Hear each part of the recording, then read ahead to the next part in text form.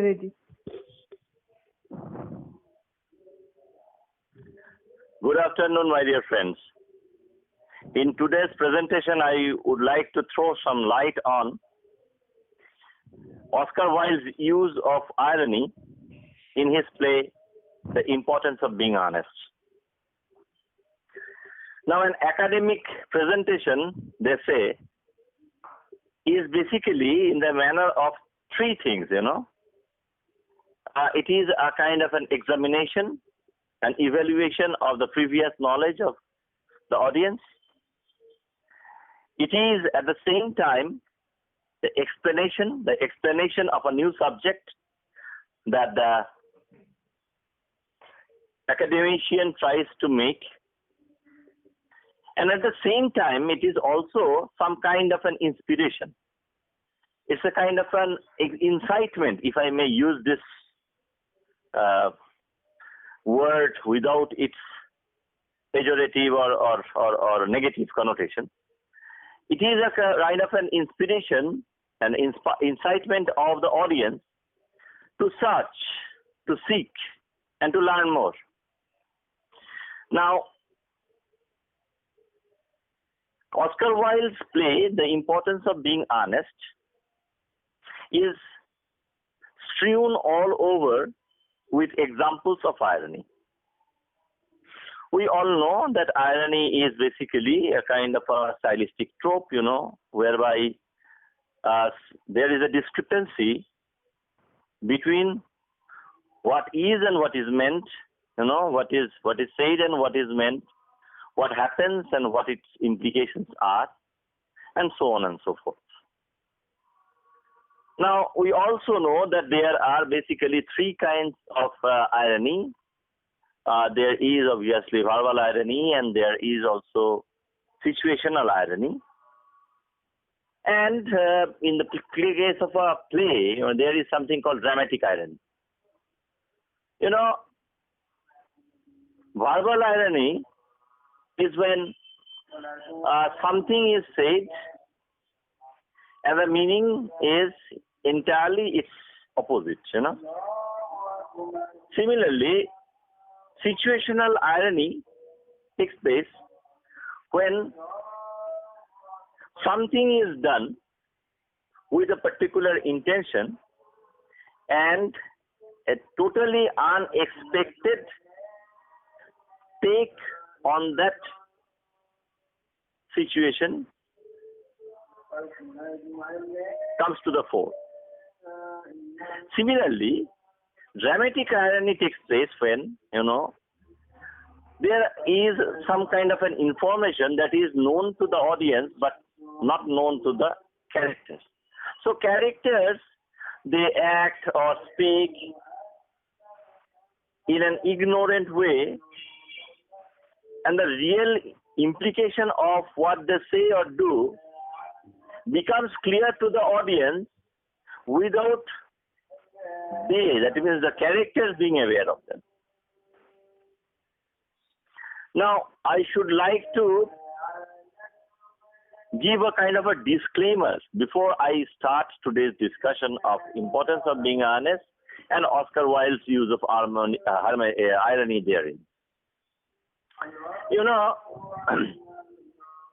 From the discussion that we have already had, I have already had with my students, they have already told me that they have received certain materials on Oscar Wilde's use of irony and the importance of being honest.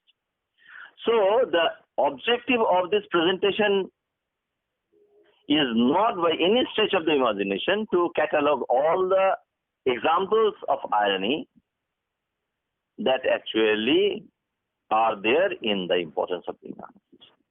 Rather, what I would like to do is to take up a few examples of the various types of irony that we find in Oscar Wilde's play, explain them one by one, and in the process also give you some idea about the significance of Oscar Wilde's use of irony. Why, for example, does Oscar Wilde use such ironic statements ironic situations, and so on and so forth. Now, we all know that Oscar Wilde's play, The Importance of Being Honest, is a kind of a serious farce. Some kind of an incredible situation is presented before us. Two young, educated, upper class British male persons at the end of the 19th century, they are socially bored. They're restless because they do not find any kind of excitement potent enough to move them in the social setting that they find themselves in. There are also two other young persons, two properly cared for, educated, self-willed young women who are also finding it tough to get any excitement worth their while. In some ways, this play revolves around this set of two pairs of young persons, Jack and LG on the one hand, and Gwendolyn and Cecily on the other. While talking about what happens to them, Oscar Wilde also very skillfully refers to and inveighs against certain social conventions and phenomena that make this play at once a kind of a new comedy of manners and also adds a dimension of satire to it. Oscar Wilde's polished dialogue, his scintillating wit, and his fecundity of imagination present before us a very interesting piece of dramatic art. Now, let us take up a representative case in point of say, verbal irony. Jack has come to London. Jack is impersonating Earnest. He visits his friend LG, and they are talking about why Jack has come to London. Jack says that he has come to London and he is visiting, obviously, LG, and LG asks him, "Why have you come to London?" And Jack says, "It's for pleasure." Well, why should anyone come to any place without pleasure? And then also adds another reason for this visit to London. He says, this is very important, that he is in love with Gwendolyn and wants to propose to her. And that is the express reason why he has come to London. And LG quips, "But I called it a business. You told us that you have come here to for pleasure, but by pointing out that you have come here to propose to Gwendolyn, you are forfeiting your claim to any pleasure because you have come on business. You have a purpose." You see, the word business here is a very, very ambiguous term, because business can mean not only a preoccupation, but also it can mean a kind of a trade or commerce. Similarly, this question of pleasures and its juxtaposition with business. Reference to pleasure by Jack and its juxtaposition with business by LG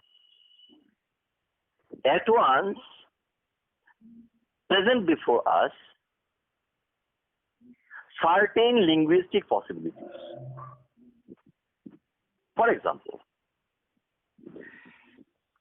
LG is trying to entertain Jack and at the same time criticizing his views on love as some kind of a narrative. Similarly, so obviously this is an example of what is called verbal irony. Okay. We all know that Jack has proposed to Gwendolen and Gwendolen has accepted him. But at this time, Gwendolen's mother, Lady Bracknell, comes into the room and finds Jack and orders Gwendolen to the carriage and then talks to Jack. Lady Bracknell asks him about his parentage, his family background, and Jack says that he has been found as a kind of a abandoned child, a waif, a foundling, and he was found by Mr. Thomas Cardew in a handbag in the cloakroom of a great London station, railway station. And then Lady Bracknell says, you can't expect that a girl so lovingly cared for by myself and Lord Bracknell should be married to a cloakroom and form an alliance with a person. So in a way, Jack's apparently low family background, poor family background is hinted at by Lady Bracknell. But it is very ironic because Lady Bracknell in her case was also a poor girl, but as she herself says, it did not prevent her from marrying Lord Bracknell, that is, marrying into wealth and luxury and aristocracy. So this is hypocritical on the part of Lady Bracknell. Okay. You think about the resolution of the play. You know, all his life, Jack has remained Jack because he was given this name by Thomas Cardew. But from time to time, he has impersonated an imaginary wicked brother, that is Earnest. So when Jack had gone to London from time to time for pleasure, he presented himself there as Earnest. Ultimately, it so turns out that Jack is not a foundling, but the biological elder brother, a sibling of LG, and being the eldest child of his father Earnest Moncrief, obviously he has inherited his father's name. So he is in reality Earnest.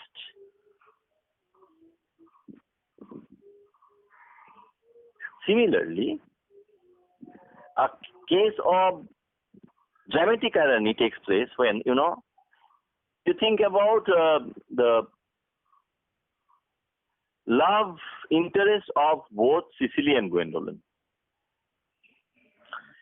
In the act, second act, Cecily and Gwendolen is fighting with each other. Why? because each thinks that she is engaged to and is in love with Earnest. But we, as members of the audience or the readers, we know that none of them are actually in love with Earnest. Because in Cecily's case, she has fallen in love with LG. And in the case of Gwendolyn, she has fallen in love with Jack. So, based on our knowledge that first, none of these young men are actually Earnest.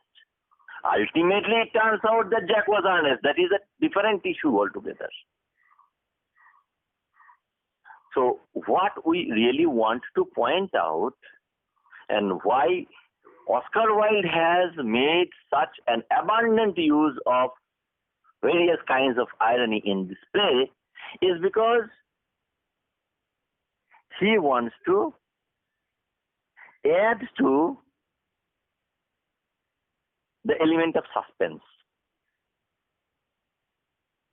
He also wants to create a humorous effect based on the discrepancy of any statement and its ramification, any situation and its implications.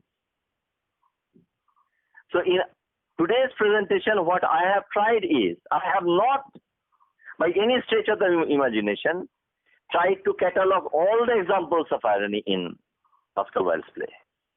But I have taken up certain examples of irony in order to make you understand why and how Oscar Wilde has made use of this stylistic trope. Thank you for listening. This much for the time being.